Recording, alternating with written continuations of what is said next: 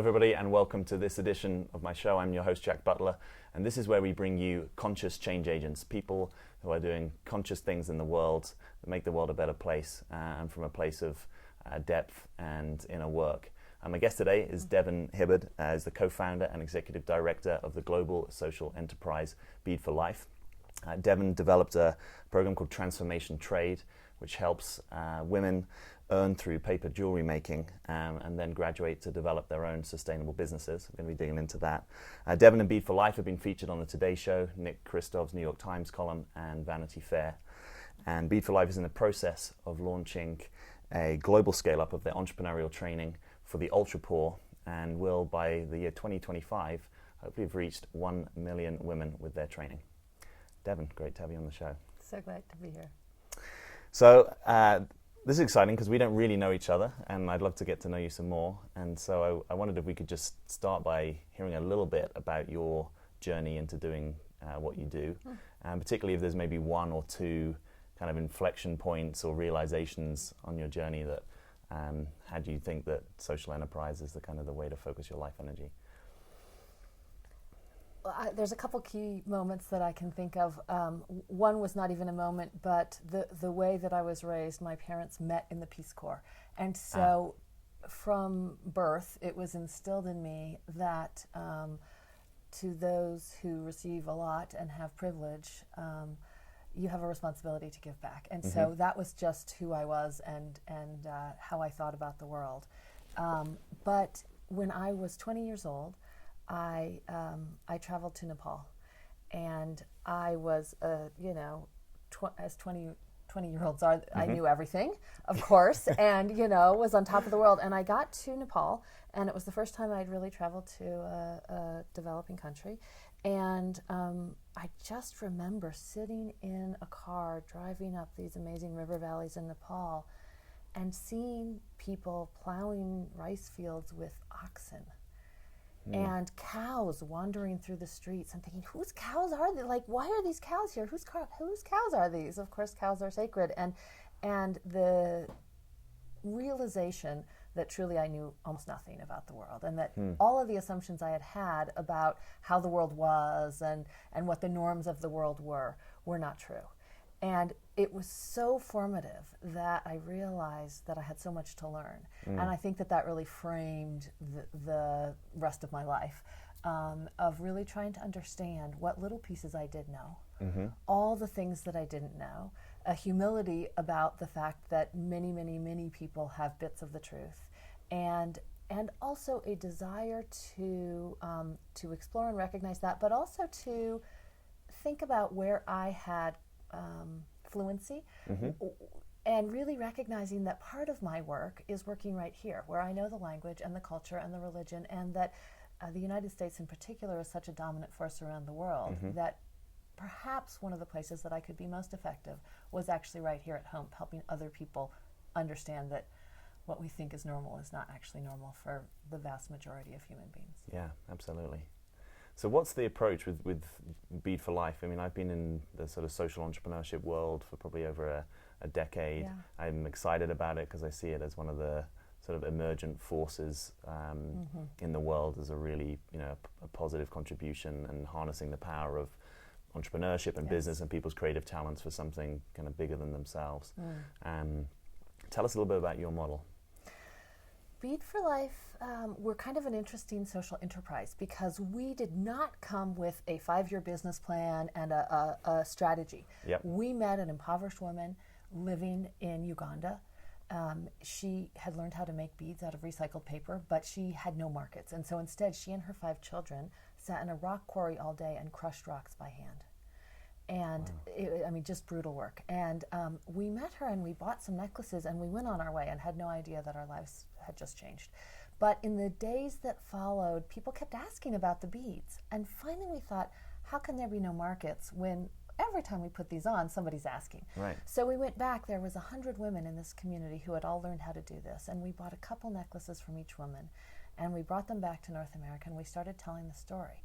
And people liked the beads, they were pretty, Mm-hmm. but they loved the fact that women were struggling to figure out how to improve their lives and support their children, and they were doing it through this craft, and that you could buy a necklace and partner with a woman and help her help herself.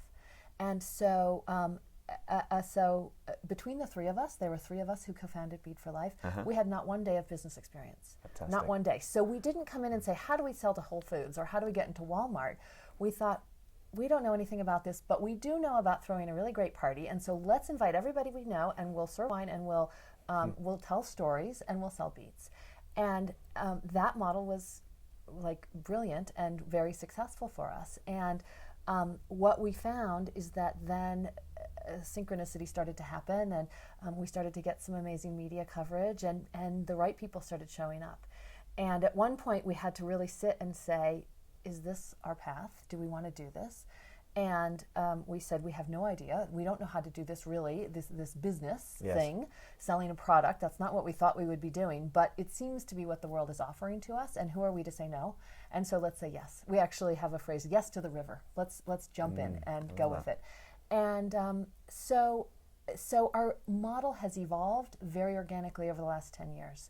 And it is now very much focused on social entrepreneurship, both for the women that we work with in Uganda, women who are suffering from extreme poverty, but who have an amazing and tenacious spirit and truly are entrepreneurs. And we find those women, we help them make money, we help them gain the confidence that they need to start small businesses, and then they leave Bead for Life and they're truly independent. And so it's what we do, it's how we empower people to come out of poverty, but it's also our practice because we are 90% self-funded as a nonprofit through our product sales. So we are both a business and a nonprofit, and we use business to empower women. And that, I think, because we've come to that in a really organic way with a lot of trial and error, we have been very scrappy. We didn't come in and say, here's our vision and this is what we're going to do. We came in and we said, we have no idea what we're doing, and so we're going to learn by asking a lot of questions and reacting very quickly when we make a mistake, and tweaking and changing constantly. And I think that that's actually a strength in our model. Absolutely, yeah. One of the things I love is, the Goethe quote where, and I'm going to do a bit of a botch job on this, but when you commit to a certain path, that all manner of sort of unforeseen things in the universe will conspire to help you. Yes. And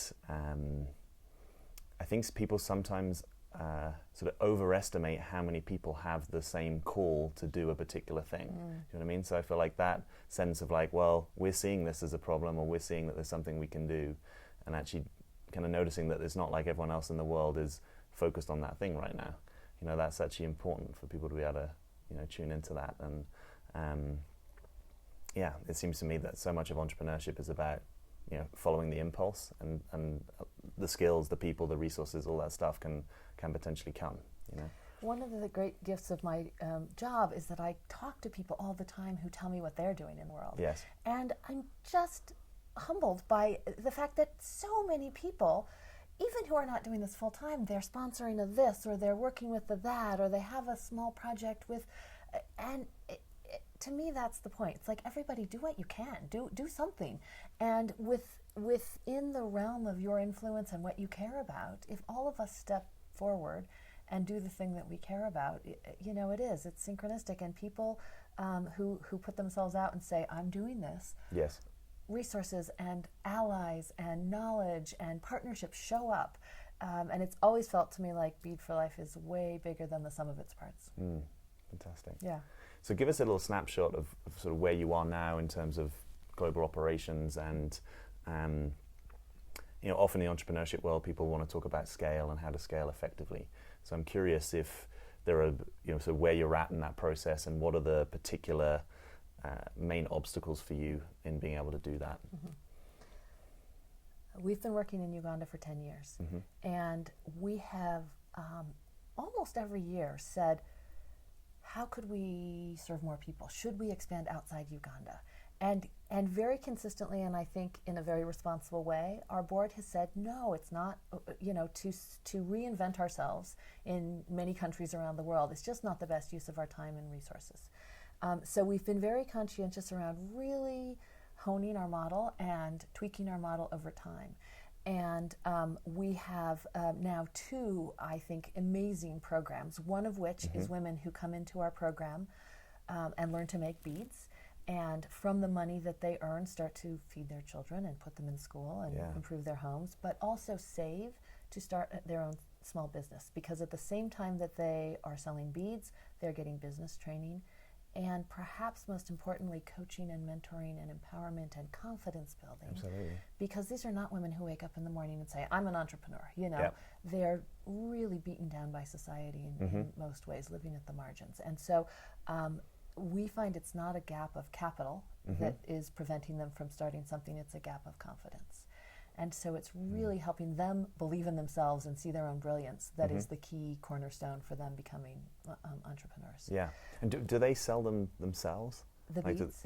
Or they sell the beads to us, but our goal is for them to start a business that is not about beads, that is about a small restaurant or a shoe kiosk or a vegetable stall, something rooted in the local economy.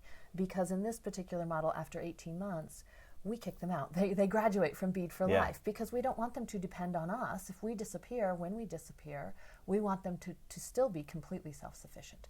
And so our model is really bringing people through Bead for Life as a training program and as a way to empower them, but at the end of the day, having them be rooted in the local economy, which is really the most self-sufficient place for them to be. We also have a 6-month program that takes the product completely out of it, so it's not about beads, it's about women who have a tiny business or a vision for a business that want to grow it. And in that, it's the knowledge, business training, plus the empowerment piece. And so that's a 6-month program, and women are able to go through that and start a business and then graduate out. And what we know is about 80% of our graduates still have a business that is open and successful 2 years after leaving Bead for Life. And the official rate in Uganda is 80% failure.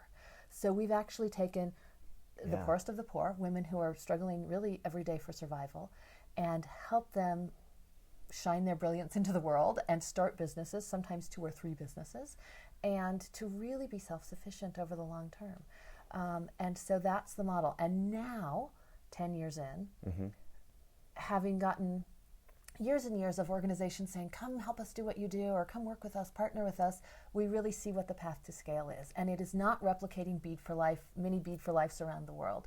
It is working with other organizations who have a deep root in a culture, in a country. They know how to work within that context, and it is training them in this model, helping them dial it into the cultural constructs that's right for them. And helping them reach the women that they serve to become entrepreneurs and start businesses in the local economy and graduate. And our goal is now, we've launched a 2-year pilot in which we're going to work with about 12 organizations from all around the world, so that we can really understand what's unique to Uganda, what is universally relevant, and what things are critical to our model but have to be understood within the local context. So for example, gender roles. When you put money in a woman's hand, you tip the balance of power. You really, there's a lot of sensitivity you have to have. You can't just go in and say, here's $100. Women can get beat up. Women can get kicked out of the house. Yeah, this was going to be my question. So you really have to understand what's the right way to enter into that community and that family. And that probably, I'm sure, is very different in Guatemala or Cambodia or Haiti than it is in Uganda. And so this is where we're not saying we know how it works. We're saying you know how it works. This is an important concept, but you need to understand, if you're working in Guatemala and you're an organization in Guatemala, you have to do that work to say, here's the right way to enter into the community. And our goal is to train organizations all around the world to do this, so that we can reach 1 million women within 10 years through partner organizations. Absolutely. So that's the path to scale. But it's been really important to us that we get the model right first. And so we have not said here's the model and now we're going to scale. It's really been a very deliberate a process of tweaking and changing, and now feeling like, wow, I've got something that's pretty amazing. And I'm sure it will look totally different in a couple more years once we've done this pilot. So imagine someone listening to this is feeling like they want to be involved in creating a more globally just world, or helping some of the poorest people in the world, bring up the income level that they have in their lives. What's is there like a highest leverage action that individuals in the Western world can take? Like, what's your view on that if someone's not going to be full-time involved in this sort of work? How much of it is consumer power? How much of it is awareness? Yep. You know, I think that there's a couple things. One is clearly investing in women is a huge lever. Data again and again and again shows that $1 in the hands of a woman benefits her family far more than $1 in the hands of a man. And we're struggling with how do you involve men, because you can't, I mean, men are half of the global equation. You can't just leave them behind. But money in the hands of women, I think, is a leverage point. So supporting programs that do that. The other thing that I would say is the concept of I'm going to help somebody. We really think about it as partnering. We, in Bead for Life, we have a philosophy that it's about opportunities, not handouts, and that we are not rushing in to rescue anyone. These women are fully capable, amazing beings, and it's really a partnership. Our mission statement talks about a circle of connection in which everyone is enriched. Yep. And so the other side of our work, we have our work in Uganda, then we really have our work in the global north, which is about helping people understand that we are part of this connection, we are interconnected. And what do you mean by global north? Developed countries, rich country, it's hard to say, but North America, So sort of akin to the West in some people's speak? Or the West, but it's shifting so much now, and I think you see pockets of poverty deepening, within countries. There's much more rich and poor within countries rather than one country is rich and one country is poor. So I kind of talk about the global north, global south way. But we really talk about what we have to gain. There's some deep poverty, not in material wealth, but in connection and spirit and community that exists here. And so one of the things that we do is connecting people through beads. I mean, I have women in North America call me up all the time and say, thank you for letting me be engaged, because now they're part of something that feels bigger than themselves. And that is incredibly enriching for our lives. And so we really think about this as it is not me coming in and helping some African woman. It is her helping me every bit as much. So it really is this connection. And so I think and that's recognizing that person, what would they be doing? They could engage with Bead for Life. They could wear beads. They could vote with their dollars and say we're going to support something that's empowering women. At Bead for Life, we actually have an opportunity for people to host a marketplace where they can bring beads to their communities and share the stories and the vision and the beads with people. There's such a great visceral embodiment, I think. When you see me on the street and you say, wow, Devin, those are pretty beads. Let me tell you the whole story. You have no idea how cool these beads are, so it kind of just keeps going. But I think there's lots of other things that have to do with looking at the impact that our country can have on the rest of the world, our international policies, how we do business. So I think that there's many, many ways that we can get involved, but I think it starts from understanding, just as I had a realization that I didn't actually know what the world was like, that sometimes in the U.S. we think we know what the rest of the world is like, and truly, for most of humanity, the challenges and struggles that are out there, we might know nothing about. And so I think coming with this sense of humility and really being open to learning is a key thing that people could do. That makes sense. So if we draw the lens out a little bit, you're obviously working with the poor and the ultra poor. What is the current state of global poverty? I know the Millennium Development Goals, were set in the beginning of the millennium, and my understanding is that quite a few of those have actually had some pretty decent progress made on them. Do you sort of have a sense of kind of where we're at and how you see that trending over the coming years? I think that there's some good, most of the Millennium Development Goals are not going to be fully met. The goal for female education, the goal for poverty eradication of women, of families living on less than $1.25 a day, which is the sort of official standard. And there's progress. There is a lot of, I think, very positive trends, and particularly if you look at countries like India and China and the incredible increase in GDP in those countries, vast numbers of people, two most populous countries in the world, have been lifted out of poverty just because of overall economic growth. So that's really positive. When you look at sub-Saharan Africa, what you actually see is that while the percentage of people living in extreme poverty has gone down. The actual number, because of population growth, has increased. Okay. And so I think despite like vast quantities of foreign aid and governments coming in and pouring money in, and for me what that says is you got to do something. You got to look at this and say, like, we've been trying this for years and years and years and years with one model, and it's not working. And at the end of the day, how do you start to think about a different way of doing things that allows you to be more effective in the long run? So when you think about needing a new model to really combat extreme poverty, particularly in sub-Saharan Africa, yes, I think business has a huge role to play, and absolutely. Small business, because what we find with the women is that they are gaining not only material safety, which they could be, they could achieve through a handout, like here's some stuff, or here's some money, or here's some whatever. What they gain is the confidence and the pride and the long-term self-sufficiency to do it themselves. And so, it's overused, teach a woman to fish, but truly that's what's happening. There's an enlightened self-interest for women to continue to succeed because it is their future. Yes. And if they can start a business and be successful and sustain that business over time, they get not only the income, but they get the dignity and the sense of self that propels that forever. And so truly, I think that a model in which women and men are able to support themselves and given the tools and the opportunities to support themselves along into the future is really the only thing that will be sustainable. And I think business is a huge part of that. Yeah, absolutely. Yeah, it strikes me that the sort of dominant energy and creativity of our time is often run through the vehicle is business. Yeah. And I think that's just, I'm interested a lot in the integral world and what's conducive to a more integrated world, and the ability to, use business and all the creative energy that comes from that harnessed as, a higher purpose or, more than profit purpose. Yeah. Seems to me that's just a very integrated way of, being in the world. We really talk about our model as love plus business, that it is really about creating authentic relationships between ourselves and our staff and the women we serve, and the women we serve and our staff, and the women and each other.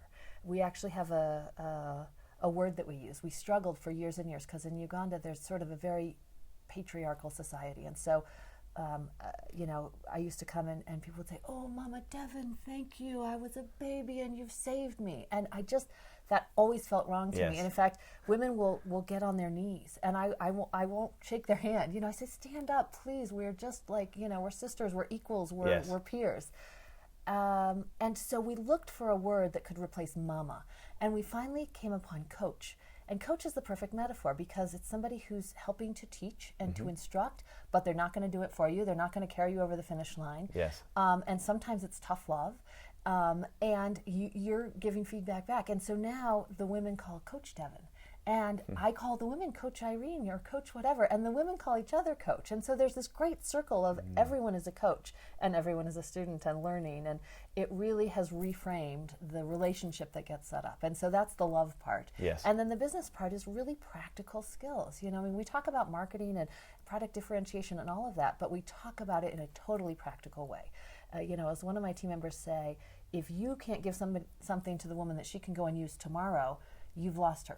Because for women who are living in extreme poverty, who are really struggling, their time horizon of how far out am I thinking? It's not 5 years. Yes. It's 5 days. Yes. And so what we do is we break that down into a way that's really relevant, very hands-on, very practical, oftentimes delivered by alumni from our program who can say, "Look, a year ago I was sitting in exactly the place you're at. I wasn't able to feed my children, and now I have 3 businesses." And when a woman who's in that situation today hears that, she has to pay attention because, somebody else who came before her who was in that same position. Yeah. Whereas if I come in and say it, it's like, what do you know? Yeah. Are there any sort of potential difficulties if I think about the way that women in this culture, the level of sort of the level of opportunity and freedom and ways of relating, and this much more sort of like peer way of relating that you're talking about, is sort of like a new way of doing business in some ways, much less hierarchical, much more flat, much more empowered. There's some great things coming through. I shot a show recently on holacracy as a kind of a new way of doing organizational constitutions. Are there any potential difficulties with taking that and working somewhere like Uganda where there's a lot of structures that aren't necessarily at that place. Yeah. And have you ever found that in creating some of those more like peer-like relationships, that's actually not sort of like a model that can be fully held by the culture? Yeah. Or, Yeah, and it's a really tough balancing act because it is not us coming and saying, you should do it just like we do it. And some really deeply held beliefs around the power of women and the rights of women. But we had a situation, for example, where a woman had made money and her boyfriend had asked for the money and she refused to give it to him and he beat her up, which is like horrifying. And my reaction is like, leave that guy, like get out of there. And we had a community meeting in which I didn't say a word. And the women got up and basically said, you women, you need to stay in line. You need to respect your husband. This is an opportunity for the family, but you can't be, get uppity and think you're better than all that. And a part of me inside died, but it was okay because it's not my role to say that's wrong, because I come from this culture, you should do it my way. So sometimes I have to say, like, it has to fit within the local context or we will not be effective. If we come in and say this is the only way to do it, they'll take everything and say, no, that's not how we are. That's not. And at the end of the day, if we're really of service, it's following the lead and the guidance of the women that we're working with, and it has to work for them. Yeah, I love it. It feels to me that there's a strong emphasis throughout your work, which is something like doing with and not doing to, which I think historically in international aid has perhaps been a bit more of the dominant paradigm. I want to ask you about how do we create a more globally just world, and whether you have any particular views on stronger global governance as a potential way of achieving that. Like, how far are we from a world where, sitting here in Boulder as we are at the moment, I might be sort of just as concerned about, the plight of, say, women in this community as I would be as the women in the community you're talking about, and equally as likely to put my kind of time, energy, and resources into that. If it's true that we're one human family or that we're kind of emerging to be that, like, how do you eventually see it playing out with the fact that there's a sort of whole set of countries that have an advantage in the current system, that are the dominant players, and perhaps they are more developed in certain lines of development. How do we eventually get to a place where everyone has the sorts of rights and opportunities that perhaps we've enjoyed for most of our lives? Jack, if I knew the answer to that, I would be much richer and famouser than I am, right? Famouser, I don't think that's the word. I don't know. I think if you look at the global trends, we're heading in the right direction. Yes, which I think is a story that often gets lost. Which I think is a story that gets lost. I saw somebody speak this morning that said, you have to look at the trend lines rather than the headlines. And you look at Ebola today, which is all over the news, and it is this horrifying tragedy. And quantum numbers more people are dying today because of malaria and HIV and tuberculosis than from Ebola. And there's nothing being written about that. And Ebola, I think, reminds us that we're globally connected. Absolutely. And the horrifying thing to me is that where we are at today, we knew exactly in March when the Ebola, when it was picking up speed. You just look at epidemiological trend lines, and you could have said, this is where we will be. And yet we did nothing because Ebola hadn't showed up on our doorstep yet. And now that it is, everyone's freaking out and their hair's on fire, and we're quarantining people, which is hampering the ability for aid to get there and medical personnel to get there. So I think it is important to remember where we're actually at, and that the trend lines of poverty and illiteracy and malnutrition are getting better.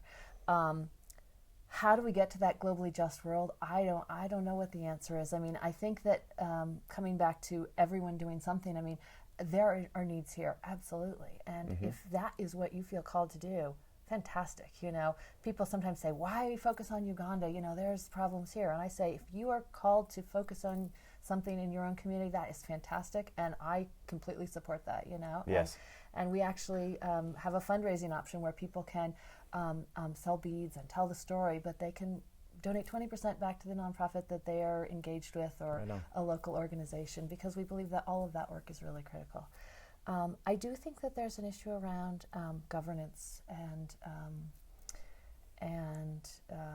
democracy. I don't know if it's even democracy, but you look in Uganda and there's a government that has been in place for 27 years and is really starting to wield more power. And all the work that we could do could be lost overnight because one government leader is not ready to leave.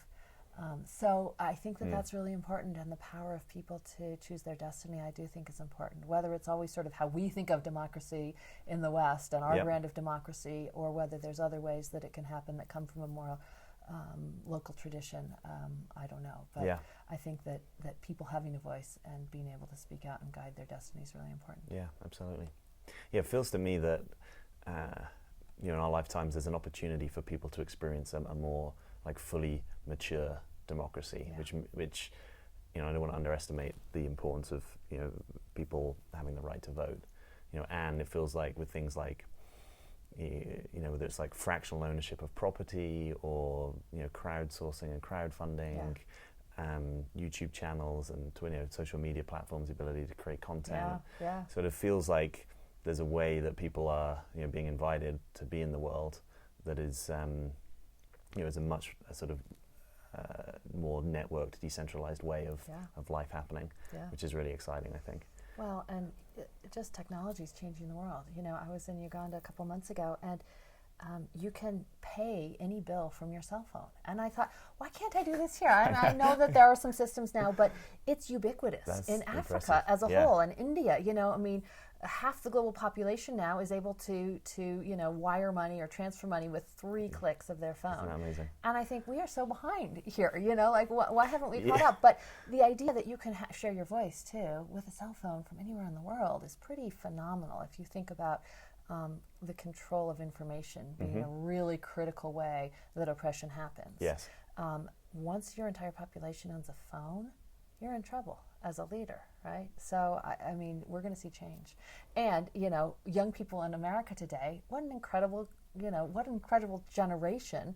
The first generation in the history of the United States that is focused more on out there in the world than here at home. And I just think in 20 years, it's going to be amazing to see what this country looks like, because there are like some truly incredible young people rising up into every bit of society. Yeah, here. Absolutely. Yeah, I'm glad you've drawn attention to that, because I think I've seen a number of things that millennials are doing pretty much straight out of university. And it's like, I've co-founded a non-profit doing this in Africa, and it's like, wow, it's just like real kind of awareness and courage, and again, from this kind of integral lens, it seems that there's a way that the business energy, the social enterprise energy is coming together with people being in authentic purpose, and they're not just having to choose between do I do sort of like a standard or safe kind of graduate career path, or do I do something that I care about, that those two things can happen together.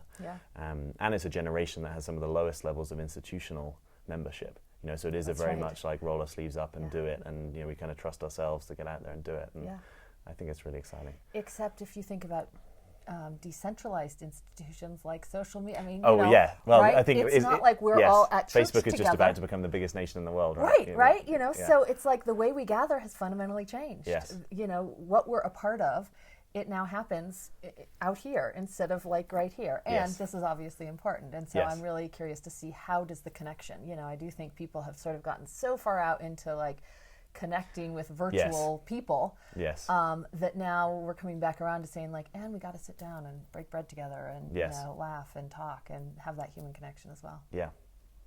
One of the things I'm interested in is what I call functional presence, or high functioning presence. So, I know that we both know some of the, what I call like the conscious crowd, that people take their inner work seriously and their spiritual connection seriously. And like you, I've also been involved in the social entrepreneurial world that can sometimes be very sort of externally focused and driven, and changing everything out there. I wonder what your personal flavor of sort of bringing those worlds together has been, and how you personally manage the challenge. You've got such an inspiring cause. I imagine you always feel like there's more that you can be doing, and pushing the envelope. How do you stay present, focused, and sort of sustainable within that, if you do? I don't always. I struggle with this all the time. And I would say that I have 2 main grounding forces. named Niall and Jaffe, who are my 8 and 3-year-old sons. Oh. And every single day, it's like they bring me right back to what's important. And I always go to bed with more on my list that I'd like to get done. And at the end of the day, it doesn't rise to ever being more important than being present with them. And it's a constant struggle, you know. I mean, I'm traveling more, and so how do you really prioritize the things that are critical? But it's not just showing up at the one event. It's also showing up when there's no event and just hanging out. And that's really important for me. I think also being in an organization that's all women, there is very much a sense of nurturing. Yes. That's all women in the sense you never would hire men? Oh, no, we have a couple men, but by and large it's women. Yeah. And, you know, they say that once you have a critical mass of women, I don't know if it's 20% or something like that, the flavor of the conversation changes in any institution in the world. Yep. And I would say we are at least 80% women in terms of our staff. Yes. In terms of the people we serve is entirely women. And in terms of the people who support us around the world, it's mostly women, right? Who wants to be wearing jewelry and talking with their friends and shopping? You know, it's women around the world. So there's something beautiful about that, in that we all really recognize that we have lives outside of this work, and that this work has to be life-giving rather than life-draining. Yes. But it is hard. It's hard entering into the social enterprise world sometimes, where there is such a drive, and where so many people are coming out of sort of the traditional business, not social business, but like, and we're working 100-hour weeks. So I'm like, I'm just, if you need that person, it's not me. Yeah. I can't go there with you, because I'm not willing to sacrifice the other parts of my life. Yeah. I love that, though. I love that in terms of like models of entrepreneurship, or people that we can look up to or emulate or learn from. I think it's really important that there are sustainable models out there for people who are doing great things in the world, and not doing that at the at the expense of all the other things that. I wish I could say that I was a model. I don't feel like I'm a model. I heard something but the even other just day. Even if we sometimes fall short of our aspirations, the fact of what you're saying, that there's a value on family, and there's a value on being present for the people that you care about, and that that you're not just getting like so caught up in your world that you're kind of missing those things. You know, the other thing for me is I really try and practice humility. And I don't always get it. You know, certainly I'm sometimes thinking, oh, I wish I was whatever, you know. But it feels to me that if you can really just think about like being of service and letting go of the rest, it's something that I struggle with. There's certainly ego there, and you know, I feel that. But coming in and saying, I don't know all the answers, I'm here to ask some good questions. You know, I try and just really meditate on that and think about that, and hold that as a core part of who I want to be, is coming in with some humility. Yeah, fantastic. One of the things I'm always interested in is things that people do well, or little strategies, life hacks that they have. And I'm wondering if there's anything that you feel that you've either natively or that you've kind of had to learn, and anything from kind of like a way of doing email, or a way of being with your team, or a way of dealing with what sounds like quite a busy international travel schedule sometimes. Are there any little things you're like, I kind of feel like I got this a little bit down, and that the audience might be able to benefit from, and or if that doesn't feel appropriate, what your sort of current like working surfaces, developmental edges are, like what are the things where you're like, okay, this is what I'm practicing right now? One of the things that I learned, not immediately, but pretty soon in Uganda, was anytime I'm going into a meeting, there is so much subtext going on with all the Ugandans in the room, like what tribe are you from, and where are you from, and the social status and all of that, that I can only barely clue into. Having lived there half of the last 10 years now, I have some inkling that there's something going on that I don't know what it is. So one of the things that I always do is I really rely on my team there, and I never go to a meeting by myself anymore, and afterwards I'm like, what the heck happened? Tell me what happened that I didn't get there. So that's one thing that I think is really important. If you're working in any culture that is not your own, like, know that you don't know what's going on, and really rely on the people who you can trust in that setting too. And even in making any critical decisions within the team in Uganda, it's all about like, what, I have a couple people that I really trust on my team to say like, what do we need to do here? And sometimes the thing that I think we should do is like 180 degrees opposite of what they would recommend. And I think in almost every case I've been like, okay, that's what we're doing. I'm not sure that, and it works out. So, so that's one thing that I certainly think has been valuable.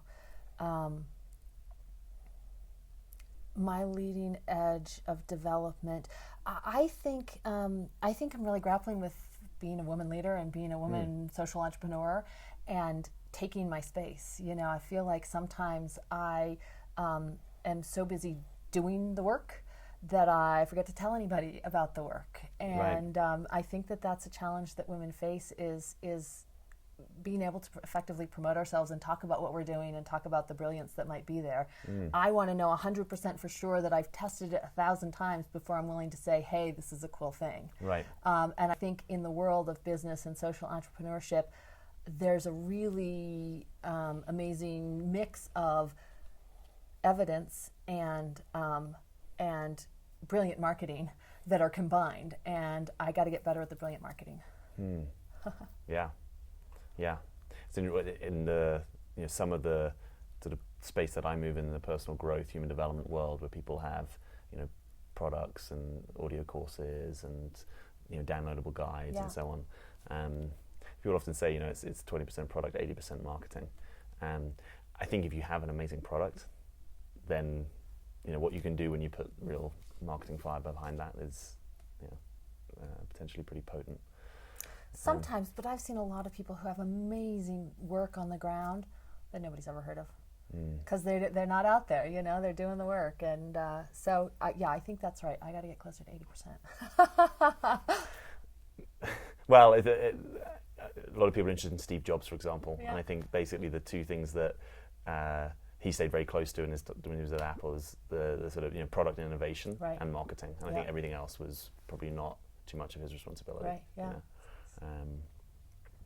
If people want to... Not the best model of somebody who had great balance in their personal life. Well, that's true. Yeah. Well, I've been had a lot of interesting conversations recently with people about who are the sort of the models in the entrepreneurship world, and and how a lot of them aren't necessarily living particularly sort of holistically sustainable lives, and like or what even can nice we do people. Right. That's the thing. I mean, if we idolize Steve Jobs as the hero of the business world, then it's okay to scream at your staff, right? I'm not willing to have success at that cost. Yeah, I like that. So if people want to connect more with like your work, or find out more, support you guys in what you're doing, what's the best sort of avenue for them to do that? Well, people can go to our website, which is beadforlife.org, to buy beads, host a marketplace, bring Bead for Life to their community. We also are just setting off on this pilot, and so if there are organizations around the world that people think would benefit from helping us, engaging in a learning community to help us field test our curriculum, we are just about to open the call for organizations that want to help us test it.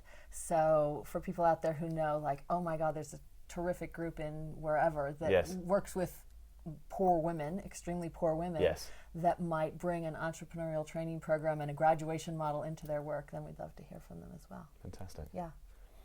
So we're kind of coming to the end of our time here. I always invite people, and we've been in this territory a little bit, but just to sort of project into the future, to kind of have a sense of how hopeful you feel about where we are going, and if there were one or two things that you could invite more fully into the world if you were waving your magic wand, or kind of hopes or aspirations that you have as to how we can together trend somewhere better in a world that works for all of us. What do you see? What do you hope for? I'm incredibly optimistic. You are? I am, because what's the fun of not being optimistic? I mean, it's no fun to be depressed all the time, and so choose optimism, I say. Yeah. Well, I think there's a thing, informed optimism as well, which is not just pie in the sky. I have this amazing job where I get to see women transform their lives in front of my very eyes. I mean, I have the greatest job in the world because I can be in Uganda, and women, within a course of a few months, they come into the program and they're looking at the ground. They won't even meet your eyes, and their voices are so quiet. And then they start standing up tall and looking at you, and you just see this human pride that they get from supporting their families for the first time ever in their lives sometimes. So that gives me hope. And the idea of, and I'm really excited about this idea that we could scale what we have created for organizations around the world to use. And I really want to challenge some of the ways that we do foreign assistance. You know, just Yes. dumping dollars in countries is sometimes not only not helpful, but really harmful. The aid dependency that gets created of people who just sit around and say, when are you bringing me something? You know, the sense of unmotivating Yes. initiatives. And Yes. so we always say, if you want to work really hard to change your own life, come on, we're willing to partner with you, but we're not going to do it for you. And I think that if we had a shift in how we engage with the rest of the world that was in, you know, something that was more about them creating their own self-sufficient futures, that we would be far more effective, and that it would create more authentic partnerships that aren't about somebody coming in and rescuing somebody else, because I think that is never going to get us to where we want to be. Yeah, absolutely. Well, here's to empowering more people. Absolutely. Yeah. Thanks for coming on the show. It's been Thank you. great to Thank talk you with so you, much, and Jack. you know, good luck with your work. Thank Keep it you. up. Yeah.